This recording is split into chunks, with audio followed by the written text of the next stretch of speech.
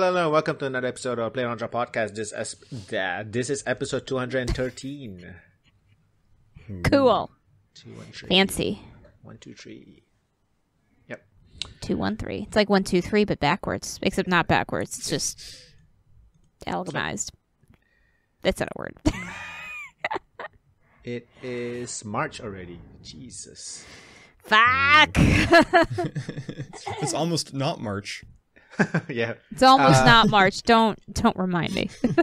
February was like a long month for me for some reason, and March just. I mean, it literally was long this year. Oh, that's true. Yeah, I felt the same way, actually. February was both, like, too short and too long at the same time, just because we had a lot of financial things coming in on February, but with my job, I get paid at the end of the month, and the more days I work, the more I get paid. So it was one of those, like, man, this is a long month for stuff happening, and I'm not going to get paid as much. So. Oh, yeah. God, I'm laggy. Cameras. Right? There's a lot of, I'm suddenly getting like internet. I am too. Yeah. Maybe it's You guys are laggy on my end. Could be Discord. I don't know. It's hard to say. So yeah, what have y'all been doing? Let's see. I think I mentioned that I finally beat Dragon Age Origins, and I'm moving on to 2. So, I've been doing that. I kind of took a break from it at one point, but I am in Act 2, so I'm in the meat of the game. I finished up the last part of 14 that came out before the next expansion drop, so just waiting on that to happen. I think that's kind of it on games. For watching stuff, I watched the Avatar show and actually quite enjoyed it, surprisingly. Yep, I did not hate it. I thought I was gonna hate it. I thought so too. Yep. Maybe not definitely, hate, but like because hate would be like the M. Night Shyamalan version.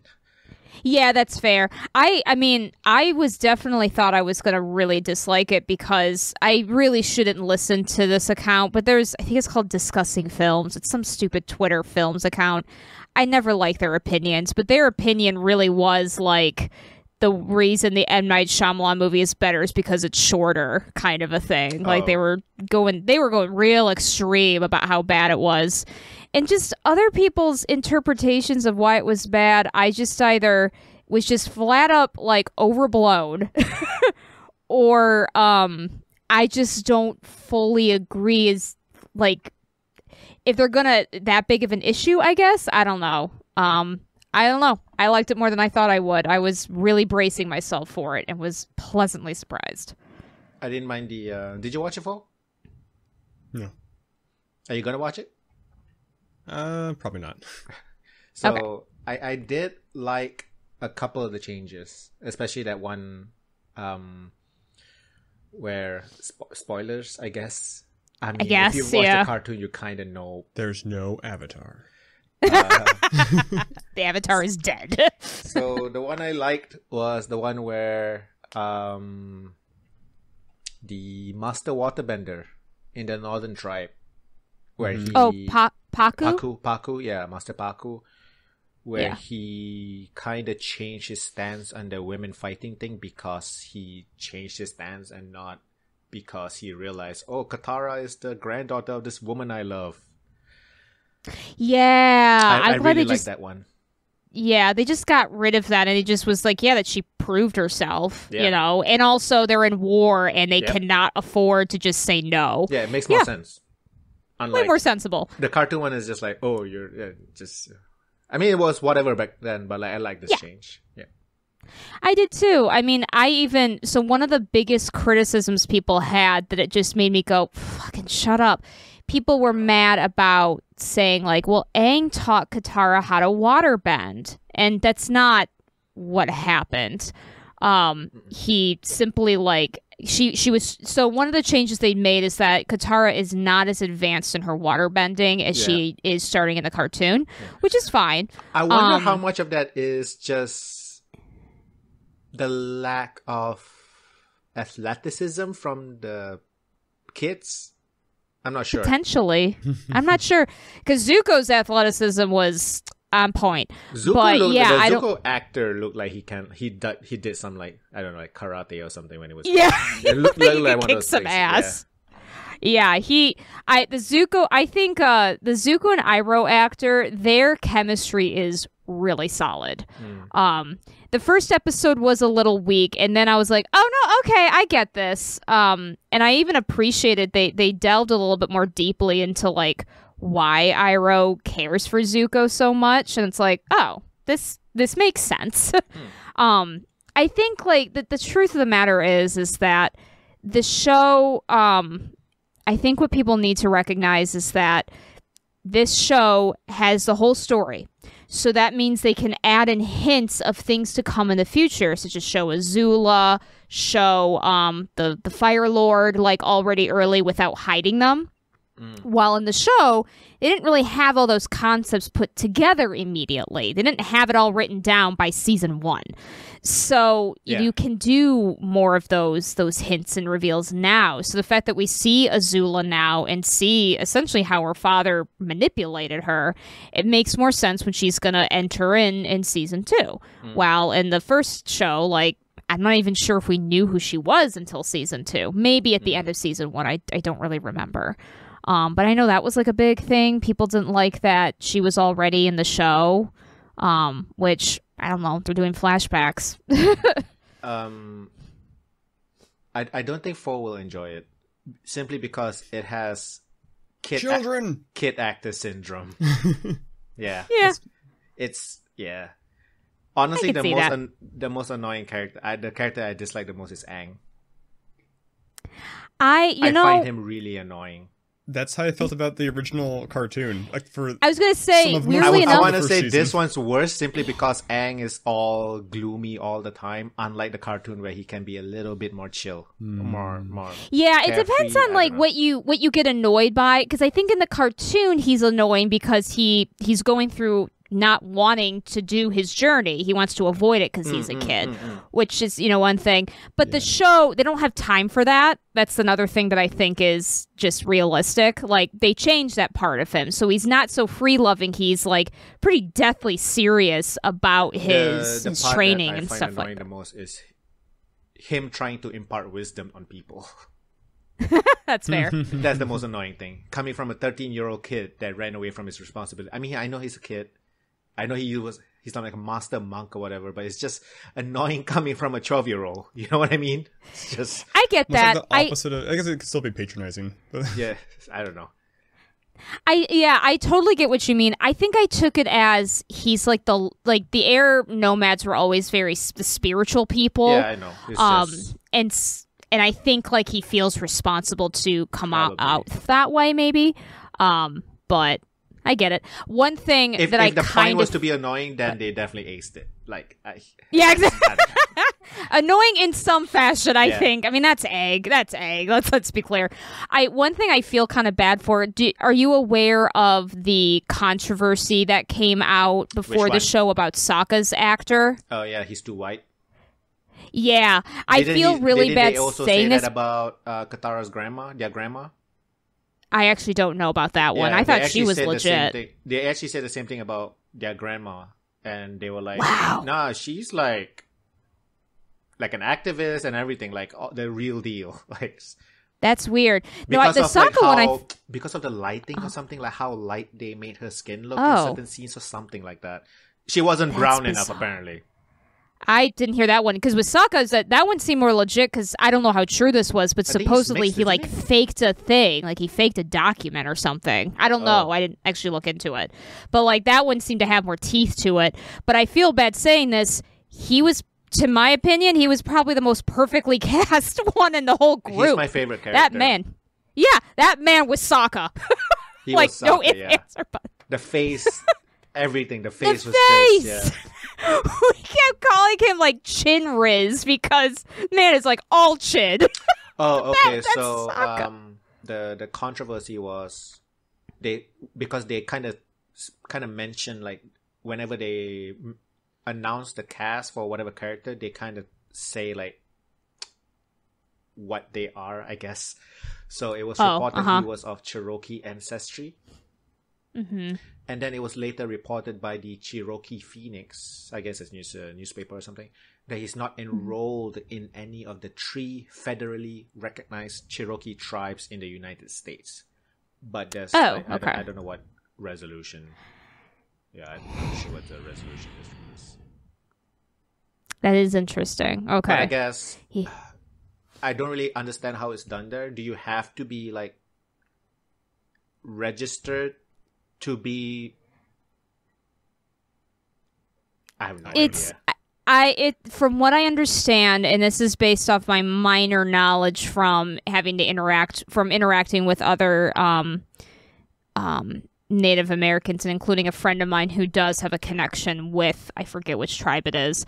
I think it's one of those things that if you're born, like, on a reservation or a tribe, you are registered automatically. And I believe if you have like a parent who is or was from a reservation, you might be automatically, what have you. But I do not know the rules if it's like, you weren't born on the reservation, or your connection is less than that, or I don't even know. One really sad reality is a lot of Native American kids get put up for adoption. They get taken from their families. I don't know what that process is, what that means with registration and what have you. So it's hard to say. There is a heavy registration system of Native Americans in our country, kind of like coming from bad reasons, but turning into like their source of help. Yeah, it's a very double-edged sword. So from what limited understanding I have, it's if you're registered, you can gain certain benefits from the government. Pretty much. Right. And if you're not registered, you kind of let that go. But certain other avenues open up for you? I'm not really sure. Kinda, yeah. It's really weird because, there is like some, whether it's government help or just even the laws of like reservations in this country, I don't fully understand because it's mired in, genocide. So there's a lot to it that I don't fully understand, like where it is at this point. But I mean, is it possible to not be registered? I think technically yes, but I will say to the point of the people's outcry, if you are an actor coming into a show and you're going to, lack of a better term, advertise your connection and ethnicity, you probably should be registered, if that makes sense. But I don't know. I mean, there could be a myriad of reasons. Like I said, he was very well cast, regardless. I hate to say it, but I thought that man was Sokka. He was the best character. And honestly, it definitely is kind of tipping towards it being a darker take. Yes, it is. I mean, they swore. They focus more on the war part, and I am hoping it's not going to be like edgy 2000s dark. I hope so too. Yeah. It doesn't seem to be so quite far, that season bad. One's pretty realistic take. It's war. Yes.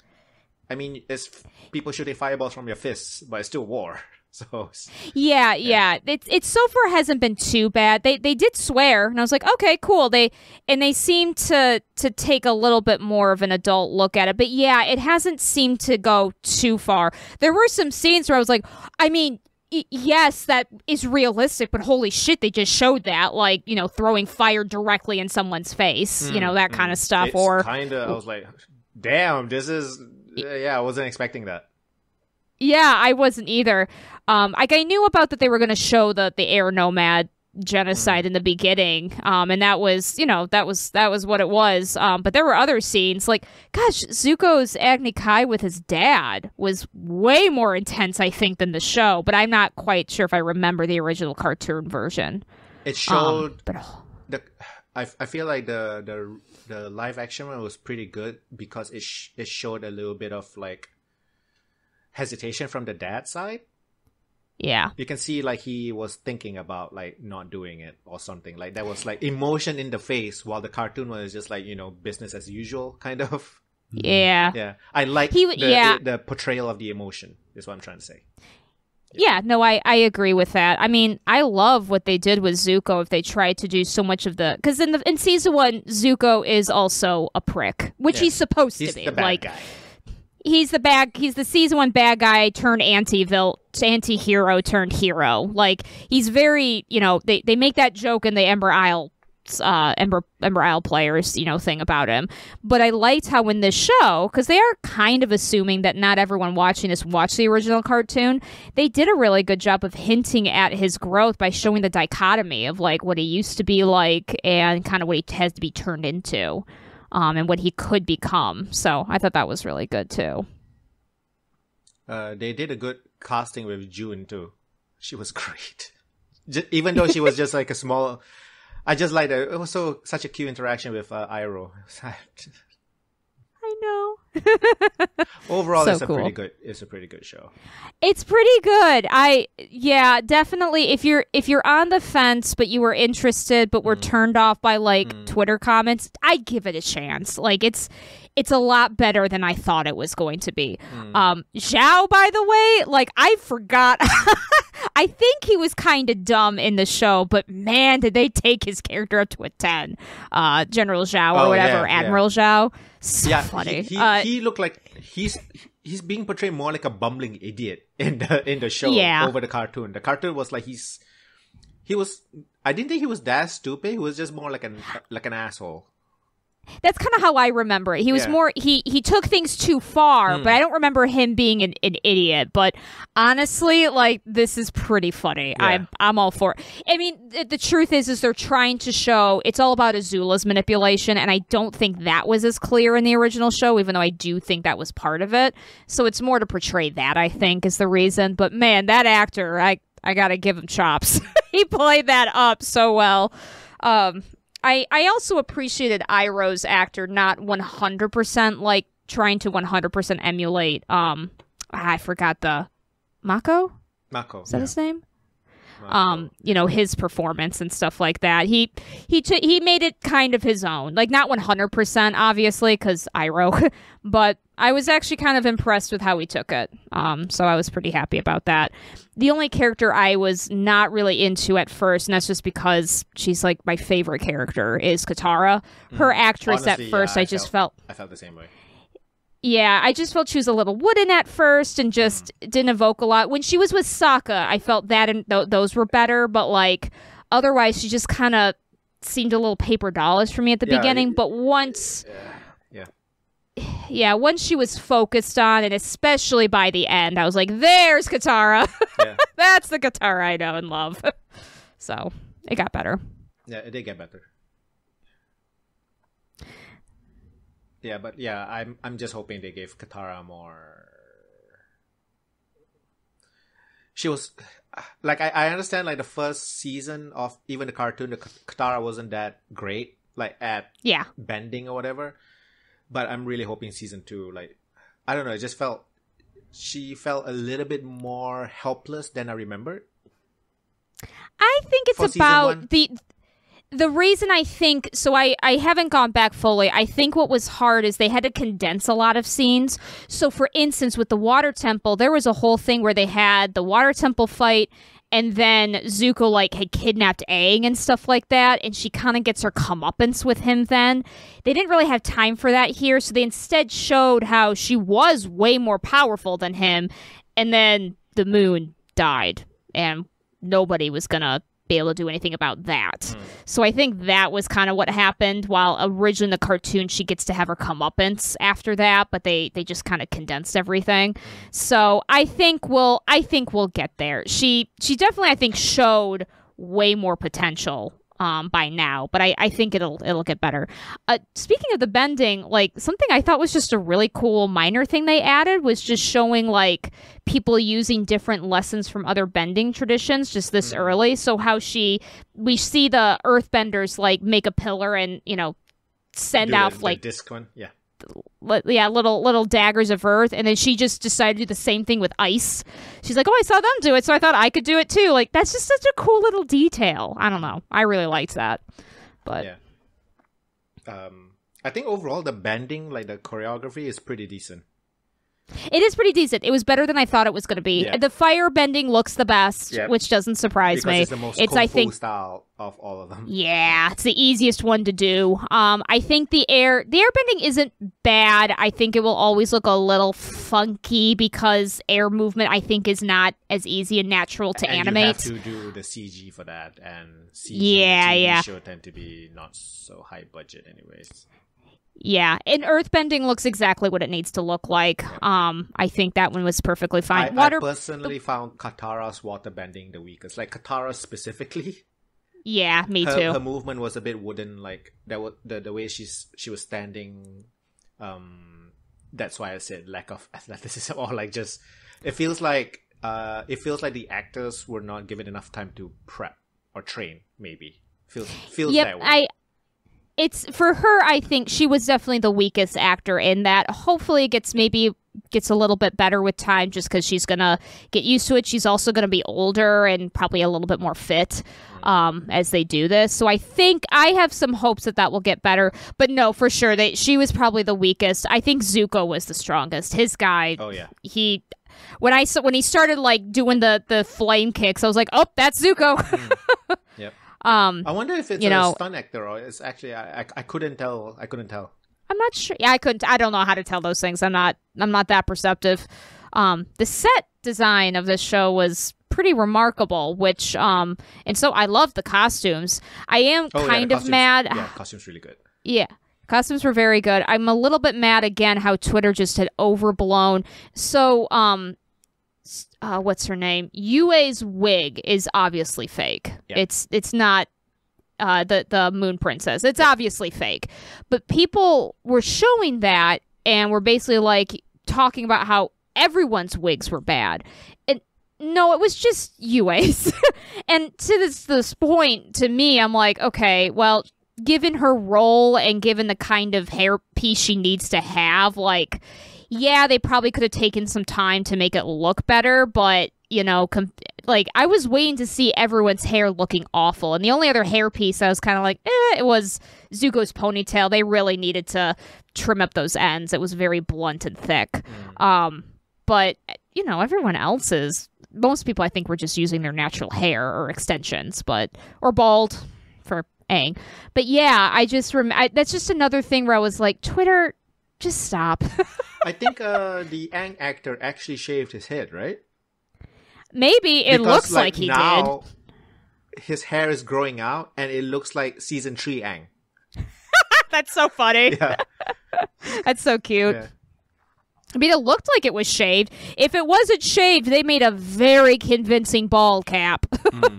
Yeah. Yeah. The casting, I would say overall A+ on the casting. Then they came as fucking Fire Lord, like that's fucking perfect. Oh my gosh, when he came on the fucking 50. You see his fucking body? What the fuck? I know. Holy shit. Hollywood money and Hollywood time, I guess. Oh my gosh. Yeah, he was. Oh my gosh. I remember apparently there was some anger online of like, why did they show his face? They didn't show his face till the last season. I'm like, you're casting Daniel Day Kim for this part and you're not going to show his face? Are you kidding me? He's just perfect. He doesn't have Mark Hamill's voice, but I'm glad he didn't do his voice. He did his own voice and it's perfect. It's exactly what it needs to be. But yeah. I'm excited for season 2, but it's going to be a minute. I think they were confirmed for 2 and 3, so I guess they're doing the whole show. Yep. So that's good. We'll see. We'll see how they do for Toph. That will be interesting. Yeah. No casting yet, right? Not that I've heard. There's this video you can go on YouTube of like someone who kind of did their I don't know if they're actually kind of and it is this young girl that they did and they gave her like some context or did some editing to make her eyes, look what they do. And the like graphics for like the bending rocks, is pretty amateur, but the actual like move she does and how she does and her attitude is pretty cool, but I have no idea if she's getting considered or what have you, but she's doing pretty well. We'll see, though. I haven't heard any news about that. I'm not really looking forward to the news on that because she will definitely probably be the youngest cast person, Yeah, and she's people I don't even love remember how old Toph. she's supposed to be in the cartoon. She's supposed to be like fucking 9 or something, or maybe 10. Oh. She's supposed to be young. Because Aang, I think, is like 11, 12-ish. Katara, I think, is like 13. Sokka's about 16. I think Zuko's like 15. Yeah, so yeah, she's supposed to be like 9 or 10, I think. So, I mean, I kind of hope they just make her the same age as Aang, because the actor for Aang already looks so fucking young. But he's supposed to be. But holy shit. They're doing an animated film, right? I don't know. Pretty sure it's an animated film where they're all in their 20s. Oh, I didn't know about that one. I thought I had heard about an animated film that was like a prequel or something, but maybe that one was scrapped. Yeah, I'm pretty sure they announced like they're all gonna be their 20s. Interesting. Well, that's gonna make films. Damn.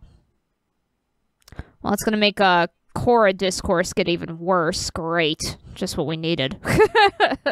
Yeah, it seems like it's at least one movie. I mean, I'm just excited for that. So yeah. Yeah. Oh yeah. I mean, I think the one thing about this series, I will say, did it need to be made? Probably not. But what it did make me go is like, can we just have more Avatar stuff? Like, they showed all of they showed a bunch of the past lives, which I thought was really cool, and actually had Aang like really talk with them as opposed to like the 5 minutes he gets. Now I just want a Kyoshi show. Like, I know they made a comic series, but now that's what I want, because Kyoshi is a pretty dark story. So that works for their animated thing, but maybe they're starting with this, and if it gets popular enough, maybe they'll do more. I don't know. We'll see. It's apparently we shall see. Coming out in October 2025. Is it made by the original Avatar showrunners? No, I know they left the Netflix project. Yeah, so they did. But yeah, no idea.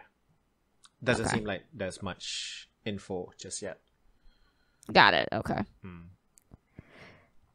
I wonder if there'll be more. I noticed that it's called like Team Avatar. It's like the official Avatar like YouTube channel. They're suddenly doing like podcasts and shit again. I haven't read any of it, but suddenly it's coming up. So maybe something's going to get announced soon.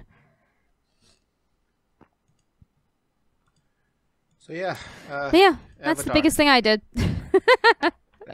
So it's a good show, I'd say. Very surprised. I was super surprised. Did you watch anything? Did you play anything? I watched a bunch of anime. Ooh. I watched which reminds me, Which reminds me, I need to watch the latest episode, Delicious in Dungeon. Yeah, I need to actually watch it. Yesterday. It's good, right? I haven't watched it yet, but I've heard good things about it. So good. The food is so delicious looking. Yeah. I've been watching Kotaro. Kotaro is Alone. It's about a 4-year-old who lives by himself. It's very cute, but very dark. Kotaro is Alone, you said? Yeah, oh, okay. Kotaro. And then I watched the first 5 episodes of Jujutsu Kaisen. And I'll That's the probably really watch popular one, some right? more. I don't know how popular it is. I had a friend just tell me to watch it, so I started watching it. It so far seems kind of like a less extreme version of Chainsaw Man, which is both good and bad. Extreme in the goriness? I'll watch a few more. Extreme in the goriness, you mean? It's less extreme in... It's definitely less gory, a little bit. I mean, just like, I don't know, just like how hyperbolic it is. Like the characters are kind of, they're more like real people. They're less caricatures, right? Like they are in Chainsaw Man. Which is, I mean, caricatures are entertaining, so I don't know. It's again, it's good and bad things to both. The best thing I watched, though, was I watched a movie called Dix the Musical, and it's the funniest thing I've seen in a few years. Like, I'm surprised not more people are talking about it, because it's really, really good. It's really weird, very surreal, but very funny. So yeah, that's pretty much it for me. Dix the Musical. Dix the Musical. What's it about? It's kind of like a Parent Trap parody. So it's like 2 adult men find out they're twins, and they try to get their parents back together to fall in love.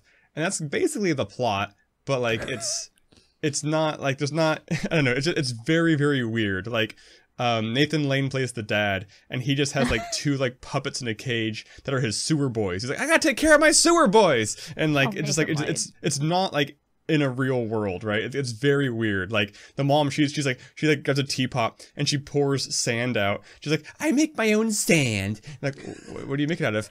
Out of sand. And you're just like, what's like, it doesn't make any sense. It's just so weird, but very funny. It's very funny. Is it called Dicks because there's someone named Dick, or is it a joke on the penis? They're both dicks. Yeah, they're both jerks. They're both jerks. It's a lot of sex, I guess, as well. It's very raunchy. Okay. I mean, that makes sense. It's a very gay musical. It's fun. It's like a film musical? Yeah. Okay. Well, Nathan Lane's in it, and he was excellent in the redo of The Producer, so... And the mother is Megan Mullally, who's also good. Nice. It's based off the off-Broadway musical Fucking Identical Twins. Yeah. That makes I have sense. not heard of It's a that. more descriptive name. And the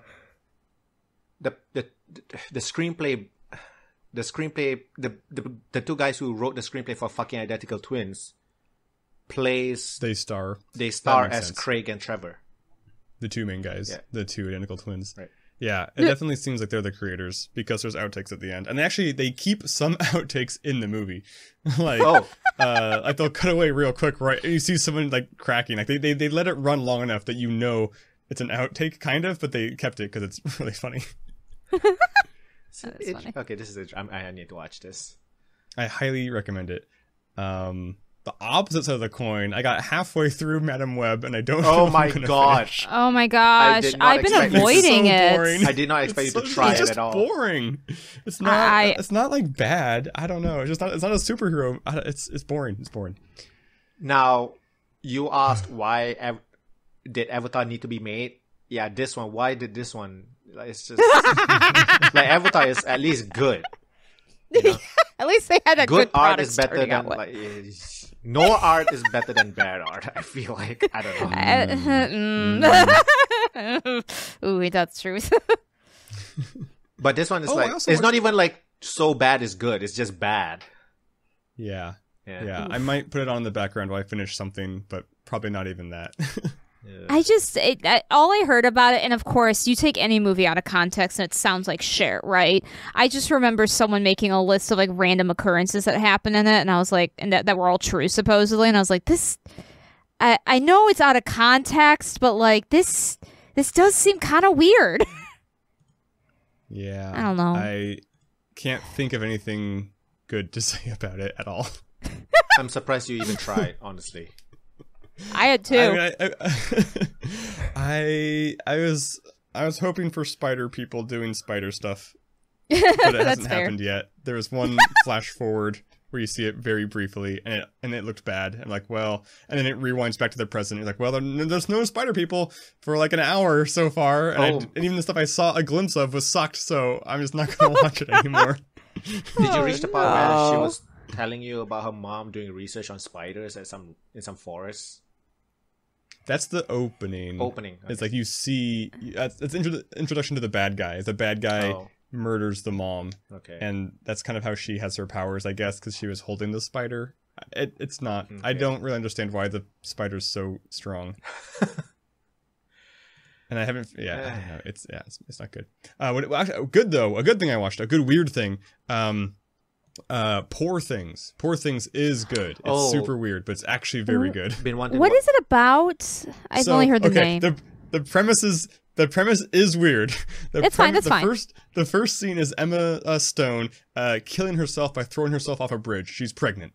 Willem Dafoe takes the brain out of the fetus and puts it into her adult body. Oh, I heard. No, I read the wiki on this.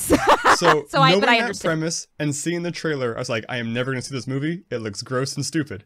And my friends were like, it's really good. You got to watch it. I was like, okay, I'll watch it. And I watched it. And it's more of a comedy than appeared to be. So it's actually good. Mark Ruffalo's in it. He kind of steals the show. It's really good. It's good. It was based off of a book, apparently. I read about this because I heard the premise and went, what the fuck is this? So it was like anything. Yeah. I wikied it already.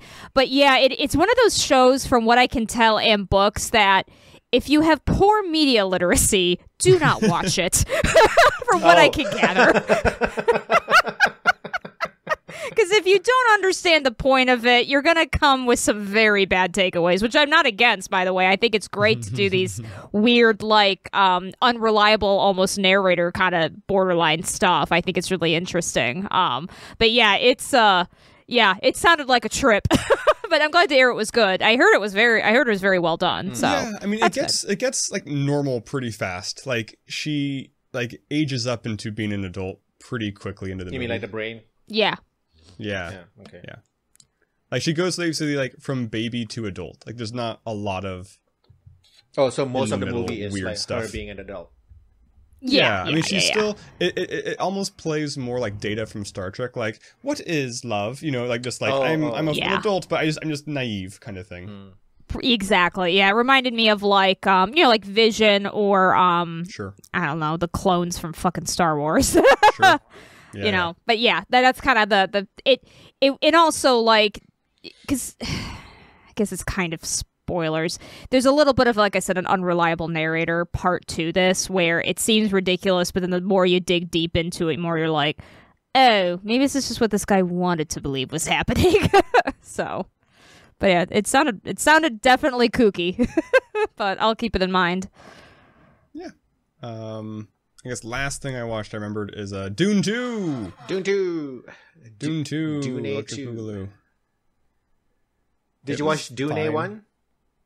I did back in theaters. And I was going to rewatch it before Dune 2, but then things came together too quickly, so I didn't get a chance to. I forgot. Did you like Dune A1? I don't remember. Yeah, I thought it was good. Yeah. Okay. I think I liked Dune 1 more than Dune 2. Oh. But again, I should rewatch it. I don't know.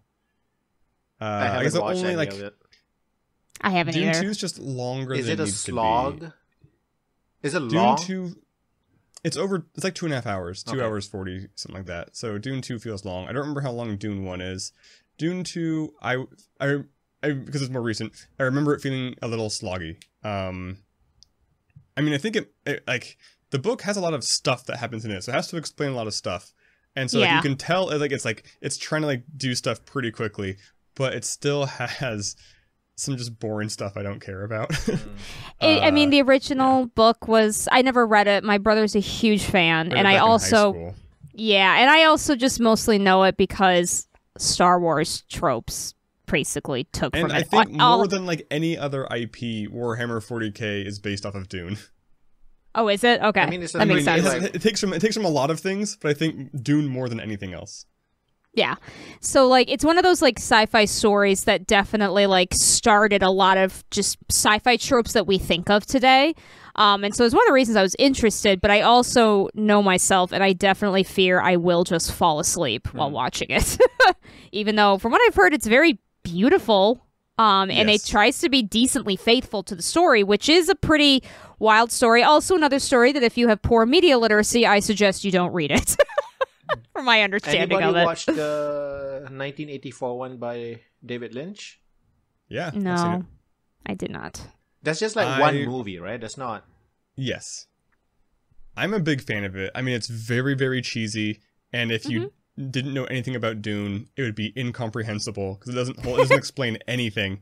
That's great. But Toto does the entire soundtrack, and so it sounds great, and I think it looks good in a cheesy, good kind of retro way. So I'm a big fan of the movie. It's got Max von Sydow, Kyle MacLachlan, Patrick Stewart, Sting.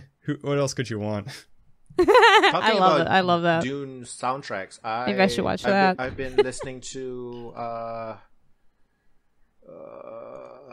It's like a remaster of a Dune real-time strategy game from like I mean, Steam. This is a new one, right? Isn't there a new one? There is a Steam new was one. pushing one on me. There is a new one. But the That's one not I'm what you're thinking talking of, about? yeah, the one I'm talking about is like they remastered the original one of the like older Dune like RTS, and they put up the soundtrack on Bandcamp for you to buy. And I've been like listening to it a little bit. I'm like, damn, it's pretty fucking good. Cool. So yeah, I don't know. Just feels like a slog to like sit and watch, like very heavy watch. It feels like a heavy watch.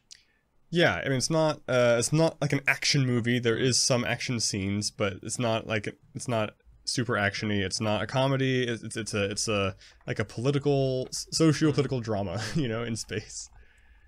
Some heavy concepts. And I'm about just like mass manipulation. I'm just surprised that it's so popular. Honestly, I don't know Yeah, why. that's a good question. I don't know why. I don't know why I'm surprised. I just am. Because it doesn't seem as it doesn't feel good marketing. Doesn't feel like a good marketing. Doesn't seem like a thing that would have Mass appeal. yeah mainstream. Yeah, It's not Star Wars. Yeah, it's not. Yeah. It's not. even Avatar. the Star Trek stuff is very action heavy. The movies. I mean. Yeah, for sure. Much more accessible. Yeah, they definitely advertised the show very well, so that might be part of it. I think also there's just been enough of a push of they did decently well by the fans, and then there's something very intellectual about Dune, for lack of a better term. I know that sounds weird to say, but like No, I think so. I also wouldn't be surprised if people who liked the books like the movie, so of course they're promoting it that way, and then some other movie snobs that want to seem cultured are going to be like, oh yeah, I went to see Dune, that kind of a thing. I've been wanting to just kind of see it because, again, my brother loves the series and he hasn't really had a chance to go see it yet himself, and so I'd like to support him in that. And again, it'd be, for me, it's a fun, like, learning about where the tropes come from. I think I'm not sure if I'm ever going to read the book, so it's a fun little way for me to get into that. Yeah, it's also I definitely not a bad movie, and I think they are making a third movie which will be the second book, and I will see it because they're not bad, but they are just kind of long and they're not exciting. It reminds me of, I hate to say this, I'm so sorry. So I never watched the original Blade Runner, but I did because a bunch of people wanted to. Right? Oh, yeah. Well, that makes sense. I watched the second one it wasn't called the second one. What was it? Blade Runner 49 or something like that. Thank you. Yeah. So a bunch of people wanted to see it, so I went to see it with them. And it's not a bad movie, but hearing it's the same director makes a lot of fucking sense. Yeah. If you don't the same vibes. Total same vibes. Yeah. Honestly, but I'd say even less general vibes. like Blade Runner is like a sense of like retro future style. Dune doesn't even have that. Yeah. It's honestly my only, and that's what I mean. Like, I'm kind of scared to watch the movie because I'm probably going to fall asleep because I know myself. I just fall asleep very easily. It's not actually a fault of the movie. It's just me. And so I'd like to try. Movie. It's just slow. I think for me, with Blade Runner, my only real issue besides the slowness was that the choking scene was too much for me. It was too long, but that's because the whole movie was kind of slow. That's it. I don't know if they necessarily have that issue in Dune. There's a lot of casual cruelty. Yeah, that's fair. How soon the bad guys are the real bad guys in Dune? Yeah. Oh. Yeah, I mean, maybe it's still when I wouldn't like it, and that's totally fair. I just remember the Blade Runner one was what it just kind of got to the point of like, as a woman, there's just been a lot of times we have to see long extended scenes of a man killing us sometimes that like you assume is not intentional, but sometimes starts to feel a little misogynistic pornography, like violence pornography, and you're like, what's going on here? And so that's why. And I know there's a lot of weird gender politics in Dune because that's kind of the thing. I think I don't really remember. I remember bits and pieces, like an order of women who have been like the whole plot. The order of women who've been like manipulating genealogies for the last 5 million years, whatever it is. That's right. Yeah, I would like to try to watch it for all those reasons. I just know myself, and my brain doesn't do well with too much slowness. After a while, I'm like, all right. Okay. But I'm glad it's good, though. I'm glad it's good for the sake of the fans, because I think they've been waiting for something like this. Yeah. There's a weird trailer for a new movie coming out. It's just 4 Sasquatches in the woods. No words for a whole movie. What? That's so silly. Like, it's like a AAA movie. Like, maybe AA. I don't know. But, like, it looks not like animated? No, live action, 4 actors, full Sasquatch prosthetic. It's supposed to be like this emotional journey of, like, you know, watching them bond and do things. It's like they run into like foresters at some point, I guess. I don't know. Like, what's the name of the movie? Sasquatch Summer. Sasquatch Summer. What's it called? It's Sasquatch Sunset. Sasquatch Sunset. That's so funny. Sounds like you know what? You know what? Good for them. Who are these directors? Good for them. That's what I say. These guys done. Do something else, man. Jesse Eisenberg? Is he one of the Sasquatch? Jesse Eisenberg. What are you doing here?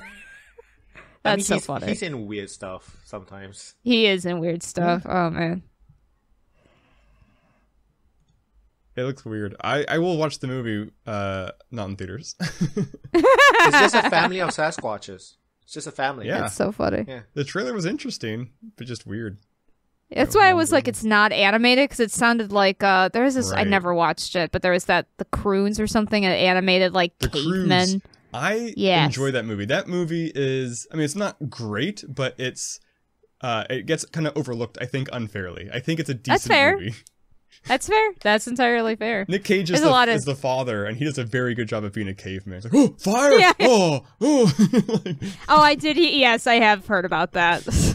He definitely he put his chops to the test. I like it.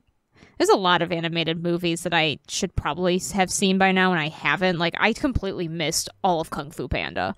I saw the first one only. I only watched the first one. Okay. Apparently, the last several animated movies I've watched that have been bad, like Wish or what about Darkness? And Pixar and DreamWorks have been not good. The last like 6 movies I've seen, they've been like really bad. Yeah, there's just been a lot of misses. It could be one of those. They're still called Pixar and DreamWorks, but the people who made it, Pixar and DreamWorks, no longer there. Yeah, it could be that. Yeah, not true. sure. They're supposedly they're making Inside Out 2, which as a therapist I'm gonna have to watch. The first movie was really, really good. Pixar's track record, I don't really trust them with another one, but we'll see. Like I will watch thing it. In Inside Out 2 is like a new emotion shows up. But Inside 1 we saw it inside the parents' heads, and they do not have those emotions, right? So we have to conclude they're emotionally immature. I thought I read somewhere about a reason why. I don't know what they're going to do. I'm sure. Again, it's one of those I like... bet they don't address it. They're probably not. I mean, yeah. Kids aren't going to think about it or care. The main thing that Twitter is all a tizzy about is there's a pretty queer-looking character that Riley seems to kind of look at a lot, and so there's a lot of like, hey, Disney, are you gonna try to like do some queer baiting again? By queer baiting meaning like bait it. Yeah, that's kind of what I think, with but no we'll delivery. see. Which is kind of too bad, because one of the reasons what I liked about Inside Out, the first one, was so Riley is a girl, but they do a lot to kind of portray her a little bit without a clear gender. Riley, name, the way that she looks. Her emotions, she has female and male coded emotions in her head. Her parents don't. Her parents' emotions are all their genders, which is interesting. Right. And so it's kind of this idea that, like, you know, kids are still kind of figuring themselves out. I thought that was really cool, you know, and she has interests that are both feminine and masculine. She's really into hockey, but she also, I think, plays with dolls and stuff like that. And, like, That's fair. But, like, I liked that, you know. In this film, I'm like, okay, like, we'll see how they take this, but it's one of those things that if they really wanted to put a queer lens on it, there's a lot of cool things they can do. But Disney has a track record. Yes, so we'll see. We will see. What about you, Shar? Yeah. What have you been doing? Avatar. I sometimes try to play Helldivers 2 a little bit. I've heard good things about it. It's not my kind of game. Yeah. I've heard good things about it. I've been enjoying it. I think me and Fo only play like a couple games together. Yeah. That's awesome. It's hard. I have a new job, so I spend too much time commuting now. Yay! Oh, yeah. Oh, congratulations on the new job. I mean, It's nice to have. it's great you have a financial good job. security. Yeah, but like you're trading your health and time for. Yeah. I see. There's a not too distant future where I get to work remotely more than I currently do, so it should get better. I'm surprised you can't. Well, I shouldn't say that, considering how crazy they're getting in. Well, yeah, I'm not doing pure software. I have to touch components of things, right? And, flash them and build test rigs and that makes sense. But I shouldn't say I'm surprised, considering like companies that can work completely remotely still saying like Rockstar with GTA 6 and stuff like that. Yeah. Persona 3 Reload, I'm still playing that. Can't even remember if I mentioned it last. I'm pretty sure I did. I don't remember. Yes. Yep. I think we talked about it because we were talking I'm about how maybe halfway through the game. I've already put in like 100 hours. Oh my gosh. Yeah, I just love Welcome to Persona games. Yeah, just love Persona. So, and sometimes I grind. It's just great. But fuck off with the DLC though. Yeah. So the answer DLC was previously was it previously? Wait, I forgot. How did you get the answer in the old games? Was it on portable? I thought. Or I think it was on portable. I thought it was portable, but I could be totally wrong. FES, but for the answer, they turned it into a DLC. So fuck off. So I'm not getting that, but yeah, whatever. I mean, it's just more. It's more sadness. It's for without spoiling too much. It's fucking Atlas. Speaking of DLC and tangenting into news, not to get away from. I want to get to you what you do, Chart, but Dragon's Dogma 2 is all of the rage right now, the literal rage. So, since you brought it up, Dragon's Dogma 2. Just to clarify, they're not microtransactions. People thought they're microtransactions. So they're macro transactions. So they're like one-time DLC purchases. So you can purchase things, and all of these things you can get in-game by playing blah, blah, blah. You can buy things like fast travel, like camping kits, blah, blah, those kind of things. And they are one-time DLC purchases, and they are not microtransactions. Capcom have done this a lot in a lot of their games. I don't know. Maybe I don't know what a microtransaction is, but that sounds the same to me. Oh, So if I buy a fast travel and it's a microtransaction, I gotta buy it again after I use it. Oh, so this item stays in my inventory if I buy it one time. So it's DLC. It's not consumed. It's not consumed. Yeah. You're not buying. Yeah. Oh. I mean, it's stupid either way. Yes. To put it's all. But like, cause I saw them basically selling a Phoenix down, and like, so I thought it was a consumable, but maybe it was a reusable kind of item. It's just really stupid. And the game is $70. Oh my god. Yeah. They also have a deluxe edition. Back then, deluxe editions were $70. This deluxe edition is like 80 or 85 or something that comes with all these items. It's so fucking annoying. Fucking Capcom. And the game's pretty buggy too, I was reading. I was reading an article that was very positive. Like, this game is so fun. It's a hot mess. I'm having so much fun with it. I got stuck into a wall. And it's like, I know, I get you're enthusiastic, but like, it sounds not finished. Like, the systems barely work together. Like, I was talking to this knight, and then these goblins walked by and they attacked us, and they lit the knight on fire, and he kept talking to me without reacting at all. I'm like, I get that that's funny, but it sounds, I don't know, real sloppy. Sounds like a bug, not a feature. Yeah. Like, it's a great mix between like infuriating and like funny. It's like, that's not what I'm looking for, I guess. I'm glad you had a good time with the game. I mean, I'm happy for you, man. Maybe they were paid off. I don't know. They're trying to put a spin on it. I think the worst part about Dragon's Dogma 2 is you can't start a new game right now. If you've already started a game, you can't start a new game. I heard about that. Apparently, like, they did that in the first one. That's what I heard. Is like, well, they did in the first one. I'm like, yeah, but that just sounds bad. Like, why? Why? I don't understand. Yeah. And apparently, with like the loads and on Steam and stuff, even if you were to like uninstall the game, you apparently still can't start a new game. It's stored on their servers. Yeah, you have to go into your save folders, remove the saves. But what that does is. But even that doesn't always work. Because one of the DLCs is like being able to, recreate your character. And so they store things like your character on their servers, so you can't just delete your local saves and make your new character. So like, so you have to turn off cloud saves too, and initially, like from day zero, and I guess, and the worst part about that is, from what I understand, people have hit this already because of the DRM, the Nouveau. It limits the amount of machines you can install the game on. I heard about this. If you remove your saves, it counts it as second. Yeah. So people have heard about this. People have been locked out of their games because they've been testing it on different hardwares and stuff like that, like different those kind of people. So. Oh shit! Yeah. That's so fucking weird. It's just a hot mess.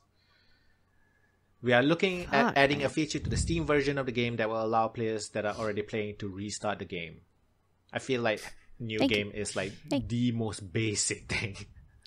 It's it's not a feature, because a feature sounds like like cake, and this is like water. Like this is a thing. Like this is it's not an amenity. It's a necessity. It's a staple. I love your analogy. Features like I remember when people were first like, Twitter is so fun for stupid ass opinions. I remember hearing about you can't remake your character, and the defenders are my favorite. They were like, well, the game has been an alpha for a long time, and if you haven't figured out how you want your character to look like by now, I don't know what to tell you. And it's like, you are so missing the point. and here's the thing. I think. I don't necessarily think... I have played plenty of games where you don't get to change how your character looks all that much, mid-game. Like, I'm not necessarily demanding it. I think in newer games, it's crazy not to, because in this day and age, to not have that option with, like, all the graphic detail. Anyone else have the problem where you design your character and then you put them in the real world and you're like, holy fuck, you look awful? Like, we've all had that issue. I mean, I also just changed my mind. Like, I wake up one day and I want to have a different haircut. Now, it sounds like, from what I heard, by the way, that Defender was just wrong anyway. It sounds like you actually can change your character design in-game, but it costs like gold in-game. It costs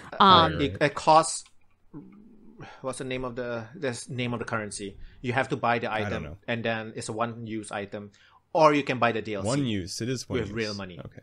Oh, one use. I see. Oh, so it's real money no matter what. The DLC one is reusable? From what I understand. Interesting. Oh, I thought it was a way to get it in-game. I didn't realize you had to pay money no matter what to get it. No, you can do it two ways. In-game money. You can do it two ways. Okay. Yeah, I knew. Yeah, okay, that makes more sense. Yeah, because I heard, like, there's a way in-game to do it. You need to get enough gold to do it, which is its own thing. But, and then there's, like, the DLC, which is basically a micro... I couldn't help but look at that and be like, okay, Final Fantasy 14 gets away with this shit, but nobody else can. Oh. I'm reading Final Fantasy it right 14, now. you can...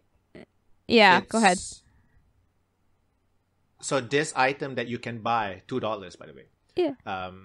Art of Metamorphosis, character editor. You can get the item in game. But this item that you buy with real money also is literally the same item. You can only use it once. Okay. So that would make it a microtransaction. In a way. That's a microtransaction. In a way, it is microtransaction because it's a one-use thing. Like, it's regardless if you can get it in game or not. Yeah. I mean, I don't think the definition of microtransaction has been, can you get it in game? Because a lot of games you can get like the microtransactions in game. Yeah. So I don't think that should be part of the definition. I think the definition is it a one-use case? Or is it like just really small stuff that's...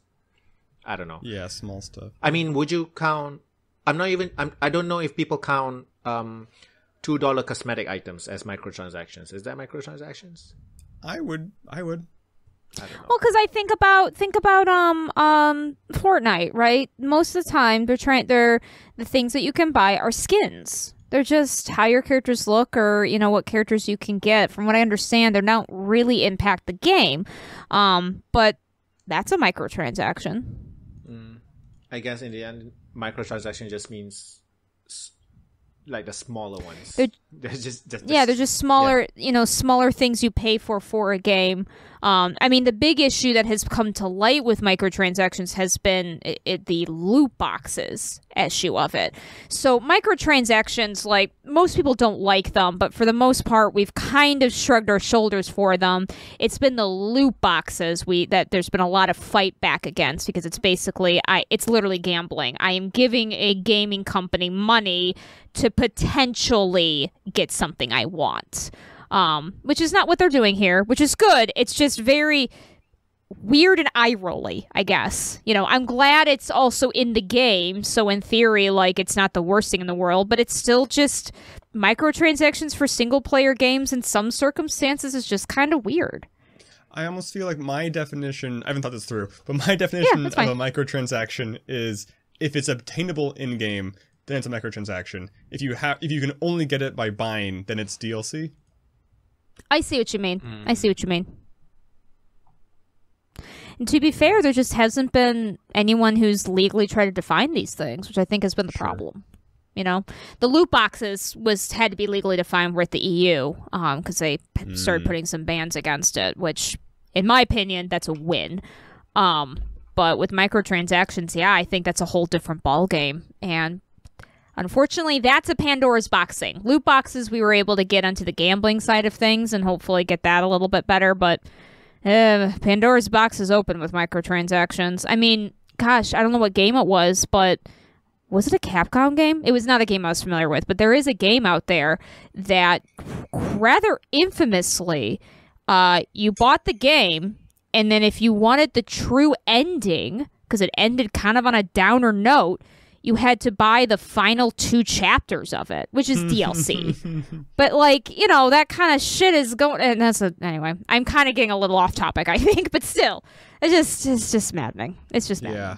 Not part of the definition, but I do think if you call something a microtransaction, there's an implication that the game has been architected to, like, get you to buy it. Like, oh yeah, like fast travel. You could walk over here, or you could just give us $1. You're like, okay, like Warframe. You want to level up faster? You could wait 3 hours for this thing to finish building, or you could give us 50 cents and it'll be built instantly. Right. Yeah, and I think also, I'm not even sure if I have a reason to feel this way other than it's just how it's always been, but I just feel really weird about microtransactions in a single-player game versus like an MMO. Absolutely. And I don't know why, but I completely agree. Yeah, and maybe it's just because I'm used to that. In some ways you could argue that with MMOs it's a giant racket because you're paying every month to have access to a game and then could pay more for other shit for it. But I don't know. I think because it's open and mass, it's open, that's on the internet, it just feels different. While when it's a game that I buy, I expect it to be finished. Sure. To be able to play it, and I guess that's why. The game, all the things. Exactly. Yes, Dragon's Dogma 2, I guess. Yeah. Are any of us planning on playing it at any point in a time? Because I'm not. I don't know. Probably. Oh not. no, I didn't play the first one. I have no affinity for it. I don't know. No, I don't. If it was multiplayer, I'd probably play it, but I don't have a heart. I don't have any attachments to this game. Yeah. Same. Never played the first one. I barely even know what it's about. It does have some cool stuff, like big boss fights, and it does. You can climb the monsters, and it's a flawed game, the first one, but there's a lot of good things about it, and the second one they just did this, so it's just. I had some friends who were fans of the first one. Basically, have a sentiment of it's kind of be careful what you wish for, because they were happy that a second game has come out, but it's kind of got AAA-ified a little bit, from what I understand. So, and that's kind of been their sentiment. In other news, have you all heard about Battlefront 2 Classic one, the remaster? I did hear there's only 3 servers or something, right? It's just really bad. What's going on? So Battlefront, Star Wars Battlefront 2, Battlefield. Battlefront. Also, didn't it steal from like fans, some fan content? Yeah. So Star Wars. What the fuck? So Star Wars Battlefront 2, not the new one by EA. The classic one. It's a remaster. Was remastered by Aspyr. Aspyr is like known for remastering games, and it's just really bad. Like visuals, servers. They also put in coding from a mod creator after promising not to do it. I'm not sure why you have to promise not to do it, but whatever. Yeah, that's sketchy. And yeah, it's just really bad, and it's $30 fucking dollars. Oh my god! For a lazy, I don't even want to call it a port. Yeah, because it's already on PC. The first one's still on Steam, the original one, I think. Yeah, you can still play it. Like you just you can put in a command in I forgot where, and you can make it widescreen. It's just I don't know. And Aspyr, this is not the first time they fucked it up. So I don't know why people were fucking excited. They fucked things up before. So they're the ones that remastered and ported Star Wars Knights of the Old, both games. Star Wars KOTOR 1 and 2 on the Switch. Oh shit, that was them? Yep. Oh, That's fuck funny. them. From what I've heard. I didn't even try to play it from what I heard. So the first game was fine. I'm pretty sure. But the problem is the second game. So they promised the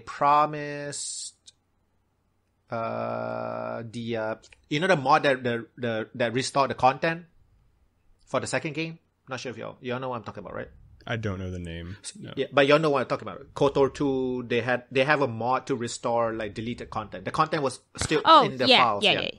Because yes, the game I forgot the was name, rushed, but I right? know what you're talking about. Yeah. Yes. So they promised before even launching the game, they promised people that mod will be in the game just in a later update. So people were excited. People bought the game, wanted to support them, waiting for the fucking thing, and then they said, "Oh, we're not doing it."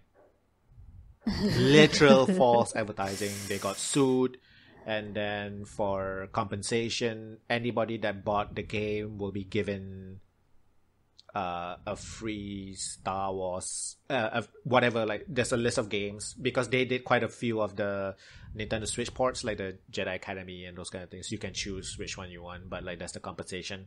But only for the people who bought it digitally. I believe there are some people who bought it physically that couldn't get this or something. I'm not really sure, but yeah. Oh boy. So yeah.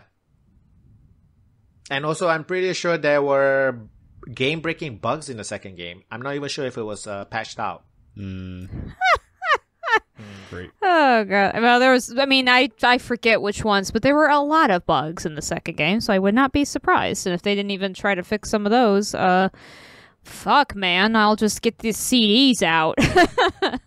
Yeah. Yikes. Big yikes. Yeah, they've not been doing so well recently. Yeah. Aspyr. Woof. Yeah, that's Battlefront 2. I guess the last, like, not last, but like, y'all heard about this Sweet Baby Ink thing? Kind of. I have not. I feel bad because I haven't actually looked more into it myself. I've just been seeing people talk about it as the next Gamergate issue, from what I understand. Yeah. It's from the little I understand, they are a consulting company. Yeah, for video games. Okay.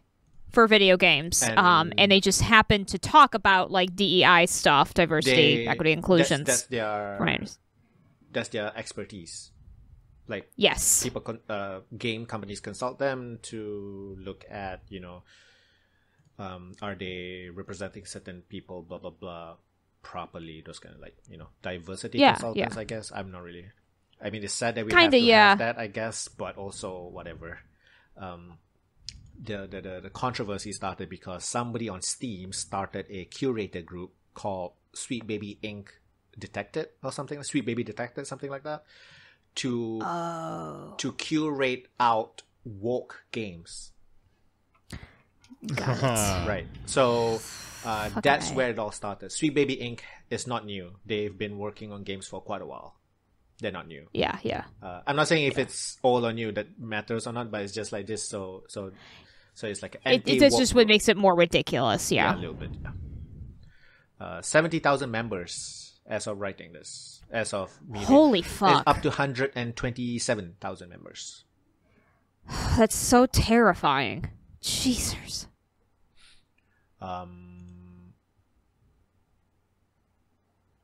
Yeah. So because of this group, people have gone out to harass like the Sweet Baby Inc. like people. Yeah. And they're from what I understand, this group, now I didn't realize it was like a Steam group, but that makes sense now. I just am seeing people trying to argue essentially that their consulting for games is like actively ruining sales for games, which the logic is such a big leap. I don't even want to figure out that cavern. But that's why people are calling it like Gamergate 2, like blaming this, blaming that on like the downfall of video games essentially. Even though the downfall of video games has zero to do with wokeness and everything to do with fucking gaming companies, which is just what's so frustrating about this, because I don't know if this is what it is, but it sounds like a borderline like astroturfing of trying to pull away from the very real issues that gaming companies are having right now, that they are completely falling apart. And, instead of basically acknowledging that it's due to horrific business practices, no, it's wokeness and it's these consulting companies and shit like that. It's like, think for 5 seconds. But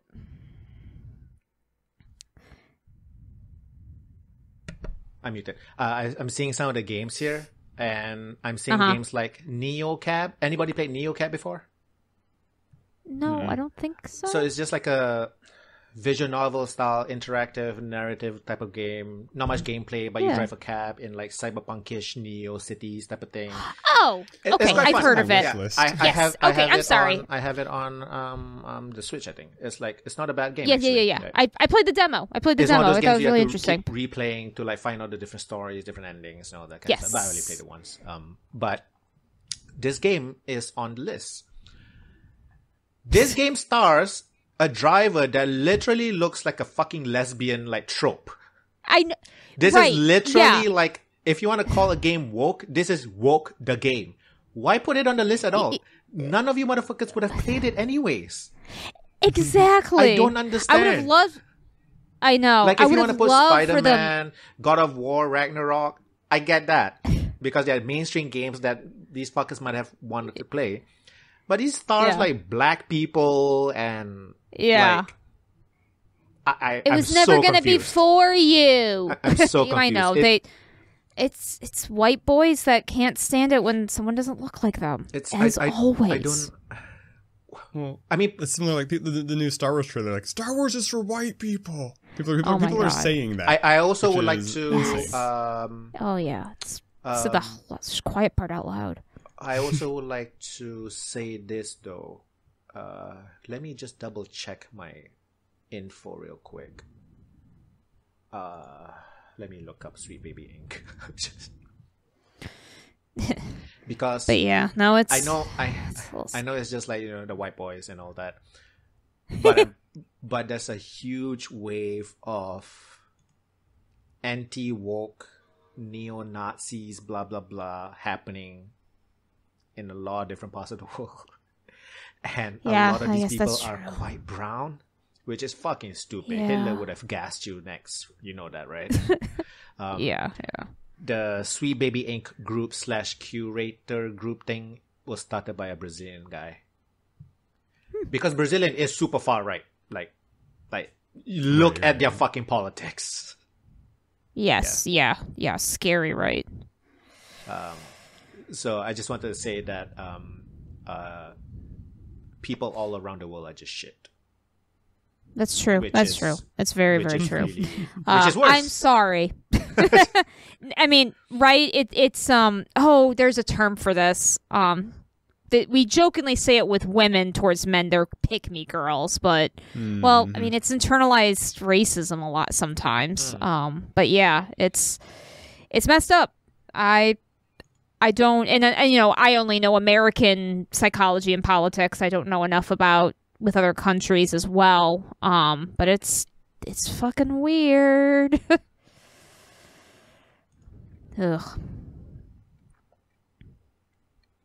Huh. One of the people that really got into this Sweet Baby Inc. one is Mark Kern, who is former team lead of World of Warcraft, Diablo 2, StarCraft. Oh, jeez. Ooh. Ooh, jeez. There's a couple of those guys. No way. A previous Blizzard person, I believe. I'm not sure if he's still there. Probably not. Ooh. Yeah. I'll probably dig deeper a little bit into this because I just like the drama. But like, yeah, it's just.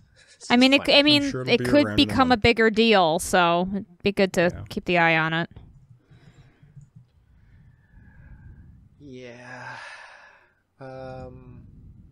What else is there? Oh, this one's quite sad. Just a quick mention, I guess. I'm not sure if I mentioned this already, but the Suikoden creator passed away. Say it again. I'm sorry. The creator of the JRPG series, Suikoden, he passed away not too long ago, a few weeks ago, a couple months ago. The shitty thing about it is, Eiyuden Chronicle that kickstarted JRPG, which is supposed to be like a Suikoden spiritual type, he passed away before he could see it because it's releasing this year, like just in a few months. Oh, yeah, it really sucks. Dang, that's too bad. I guess the next thing would be the Baldur's Gate 3 stuff. Yes. Which is not that new, right? Yes. I'm pretty sure I remember them saying that they didn't want to work on more Baldur's Gate 3 content. This is not new. I'm not sure why this is making the rounds again.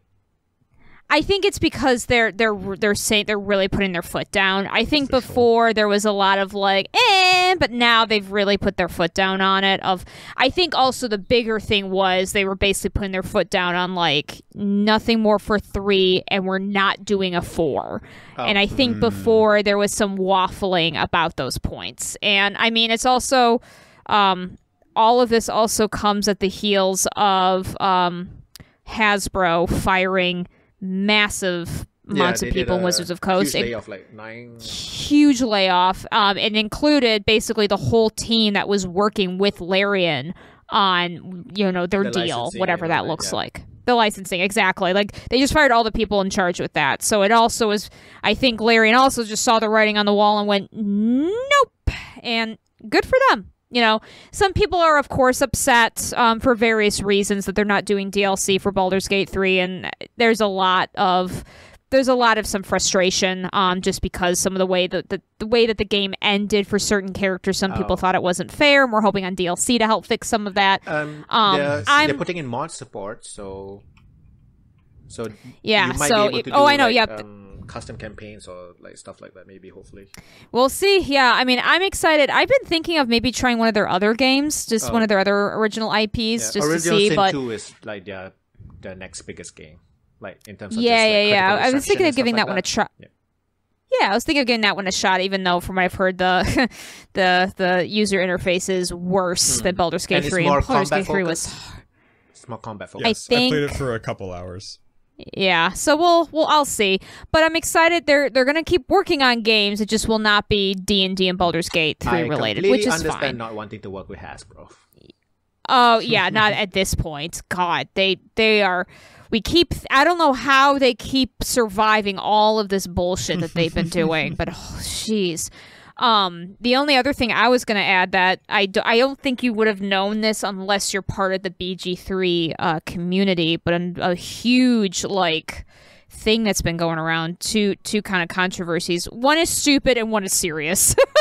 You want to start with the stupid one or the serious one first? Let's go with the stupid one first. Okay, stupid one first.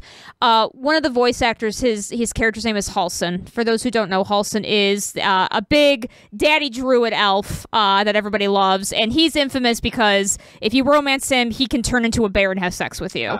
But he's got major DILF energy. He's great, and his voice actor is all for it. And on his Twitter, he likes and retweets plenty of suggestive, sexy fan art revolving around Halson and maybe, other player characters and stuff like that.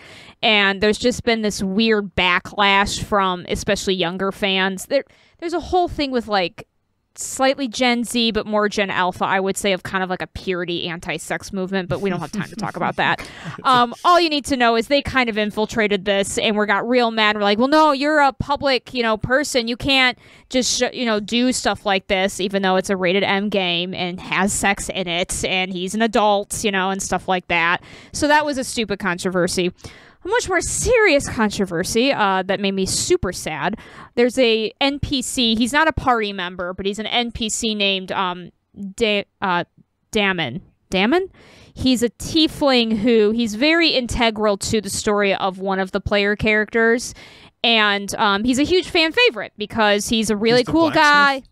He's the blacksmith, yeah. Okay. And the character himself is fine. Just you're going to have to separate the character from the voice actor. The voice actor turned out to be super anti-Palestine, super homophobic, super transphobic, all of that shit.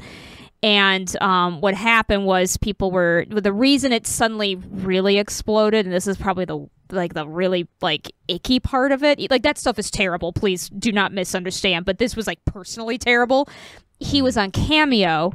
Some guy wrote to him, paid for him for a Cameo message, and requested with his male presenting Tav, his avatar, and said, hey, could you make a Cameo message for me if my Tav asked you out? And apparently, I guess he refunded the money at first or was going to refuse to do it, but then he ended up doing it and rejected him. But it was clearly because it was a man, because he had done similar ones without a problem with female presenting avatars.